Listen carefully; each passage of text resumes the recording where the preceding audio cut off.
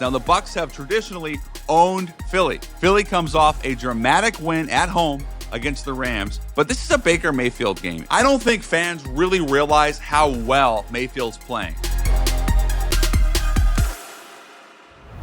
Welcome to Week 4 of the Schultz Report Weekend Edition presented by Fanatics Sportsbook. I'm your host, NFL insider Jordan Schultz, and I've been telling you the last few weeks, the NFL season starts now. Week 4 is when things really start to get interesting. Playbooks get opened up. Defenses are ready to roll. Let's get into it. Here are my headlines for this week by the numbers. Number 6, that's Jaxson Dart's jersey number. They're calling for the Rook at the Meadowlands. If you've been listening to the show, watching, you know I'm all in on the rookie from Ole Miss. Here's the one thing I will watch for in this game. The Chargers defense is elite. Moreover, they're elite at forcing turnovers. That is a Jim Harbaugh staple. And what they do so well is take away the deep balls. So the key for Jaxson Dart in his first start is being patient. And one of the issues you'll see with young quarterbacks, they want to take that big shot over and over. They want to create those big plays. That will not be available by and large against the Bolts. Dart has to have the quick game, the RPOs. I expect a lot of Cam Scatterbo. I expect a lot of Malik Neighbors and Wan'Dale Robinson, a lot of spread out looks. But I do believe Jaxson Dart is the guy for the Giants. My next key number, 81. 81%, that's the winning percentage for Sam Darnold. And if you actually take it a step further, you got Xavier McKinney, you got Saquon Barkley, you got Daniel Jones, former Giants, all having great years, all having great success since leaving Big Blue. I actually think this is more about the Giants than the Jets, because if you think about the structure of the Giants and where that organization has been the last few years under Joe Schoen, they have not been able to find consistency. They have not been able to protect. They have not been able to create big plays, all of which leads me to believe that McKinney, specifically Jones and Barkley, those two have been awesome. And I'm really excited about them, but I'm also worried if I'm a Giant fan. But let's also not ignore the 0-3 Jets. Obviously, new regime, new head coach, Aaron Glenn. But if you think about Sam Darnold, not only did he have great success with the Vikings as an MVP candidate, he's now had a really good beginning to the season with the Seahawks. Aaron Rodgers is another one. Did not have a great year last year, to say the least. Now looks to be in good form for the 2-1 Steelers. So you have to ask yourself, what is going on in New York? What are they putting in the water? Although a lot of New Jersey residents would say the Giants and Jets do play in our great state. My final number, 1,027. That's the number of receiving yards for Marvin Harrison Jr. through his first 20 games. Why is that significant? Because Marvin Harrison Sr., a first ballot Hall of Famer, had one fewer. And oh, by the way, they each have 9 touchdowns through the same number of games. There's been a lot of talk, premature talk, about how Marvin Harrison Jr. is not living up to expectations. He's a bust.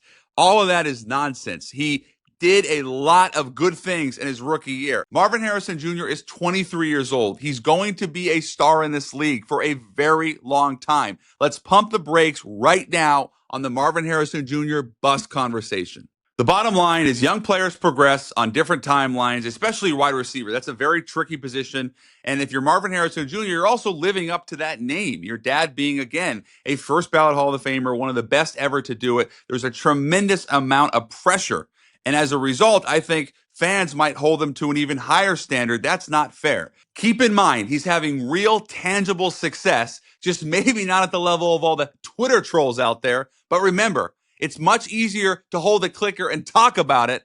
A very, very select few can actually go do it. Cam's doing his thing for sure, but it's easier to be able to hold a clicker and talk about it that way when you're not going out and having to do the same as them. Now for some right or maybe wrong predictions. Number 1, De'Von Achane has more receiving yards than Tyreek Hill, but I still think Tyreek finds the end zone. The reason I say that, Achane has been featured a ton in the receiving game so far for the Miami Dolphins. Tyreek, not so much. We've seen some big plays. It hasn't quite been there yet in terms of what Mike McDaniel probably wants. I'm not sure it's going to be quite right this week either, considering Tyreek's going to be seeing a lot of Sauce Gardner. Let's go to the Bay for my next prediction. Brock Purdy's back for the 49ers. I actually like the Jaguars in this game. They are getting 3.5 points. And this is a big opportunity for Trevor Lawrence to win a big road game under first-year head coach Liam Cohen. I'm still not seeing Travis Hunter featured enough offensively. I would hope that changes in this game. And then a young star in the making, I think, Bashal Tutin, the running back for the Jaguars, rookie mid-round pick out of Virginia Tech, has been excellent so far, expecting more big things from him. So I like the Jags in a big spot on the road to go 3-1, and then they return week 5 at home against the visiting Chiefs. From the Bay all the way down to Southern California, Daniel Jones, 3-0. The visiting Colts play the Rams, who are looking very good. Got a win stolen from under them last week against the Eagles, so they're not going to be happy, and neither will Matthew Stafford. But I believe in these Colts, as you know, if you've been watching this program. I think this is a monster game for Tyler Warren. He's been slowly but surely getting more involved in the passing game. This is the Rook's breakout opportunity. DJ goes for 250, 3 total touchdowns, and the Indianapolis Colts go 4-0.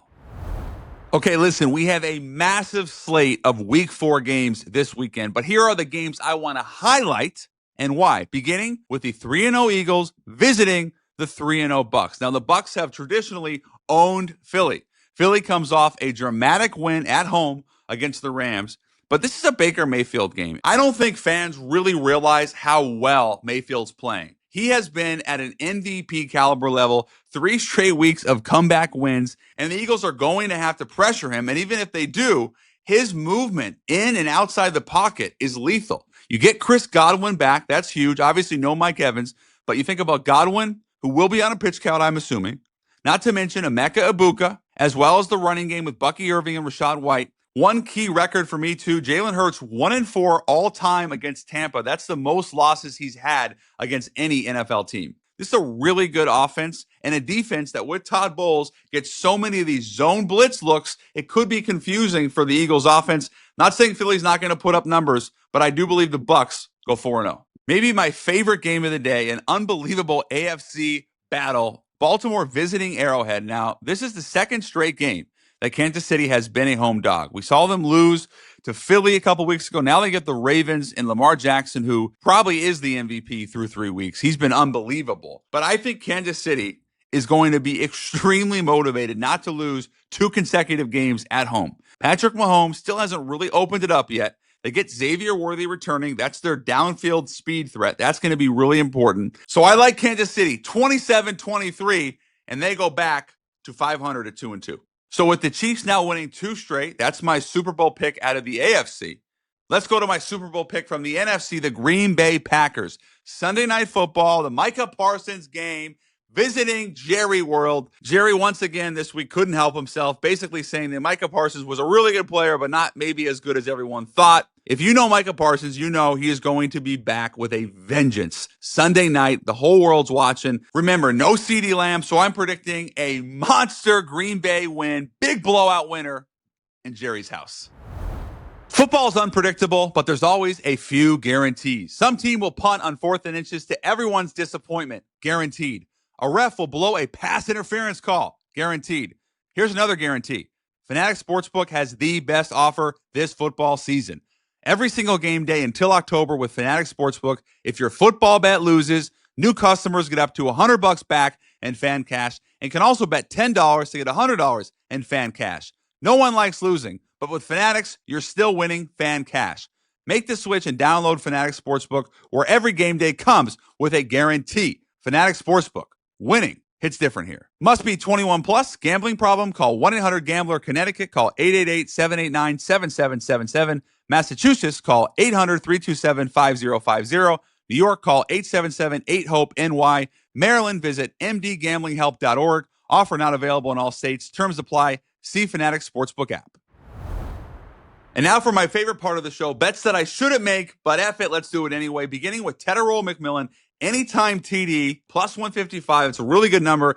He has been awesome through the first few weeks, the rookie wide receiver for the Panthers. Now, they go at New England. I reported earlier this week, Christian Gonzalez will play. That's a big factor. But McMillan has been featured a ton. He is clearly their best weapon, their best opportunity to move the sticks. So give me McMillan getting his first ever NFL touchdown at plus 155.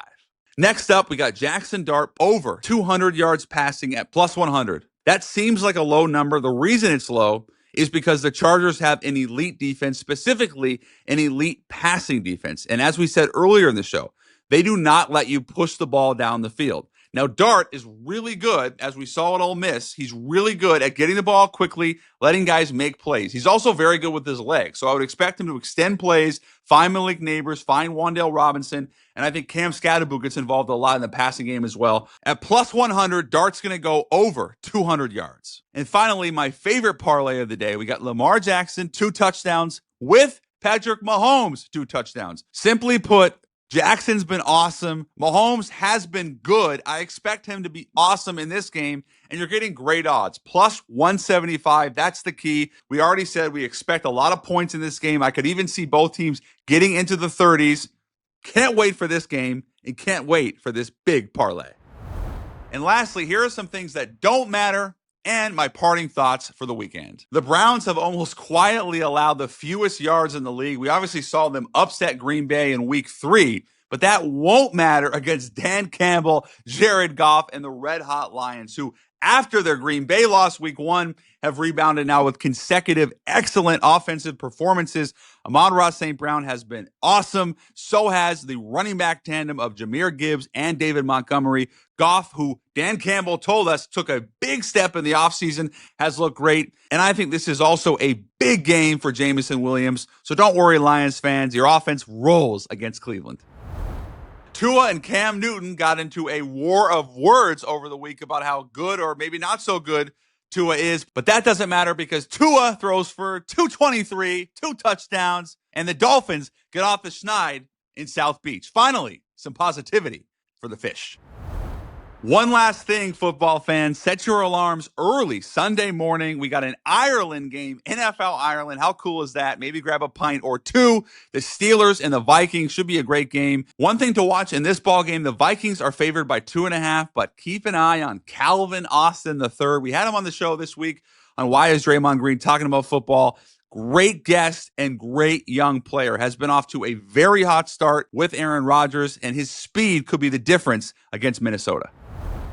And one last thing before I let you go, football fans. Tune in Monday, September 29th. We're dropping my full interview with Mason and Hall of Famer, his dad, Jason Taylor. Now, the Jets play at the Dolphins Monday night.